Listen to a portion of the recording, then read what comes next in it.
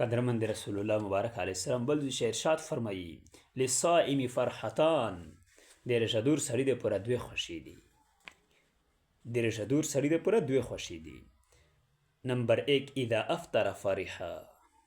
چې کله سړی روژه متوي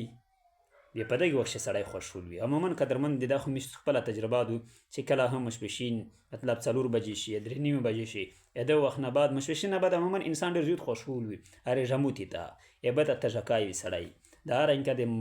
ژمي موسم وي مړۍ ته مطلب وژکای وي واذا لقي ربه فرح بصومه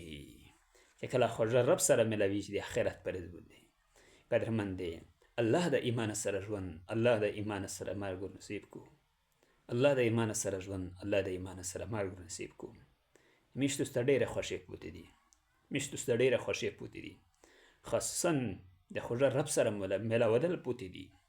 خوږه پیغمبر صلی الله علیه وسلم سره سینې لګول پوتې دي نبی علیه السلام بارک فرمایي د روژه دور کس چې کله د خپل رب سره ملویږي په دغې وخت په د خپله روژه باندې په د خپله روژه باندې خوشحول وي نور قدرمند دی که نن زه تو په د خپل ژوند باندې مشقت تیر کړي په هغه درنه ریځ باندې زه ته خوشحول وي په ابدي سفر زه ته خوشحول وي قدرمند دی می سفر سړی که په سفر باندې دریمي سفر وکړو په سفر شي لږ کې مشقت وکړو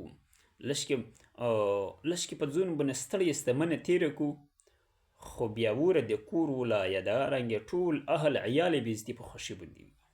دا د میشتو عموما د روزمره زندګي کښې پیشیدونکي واقعات کیسې دي د هر رنګې که زه تو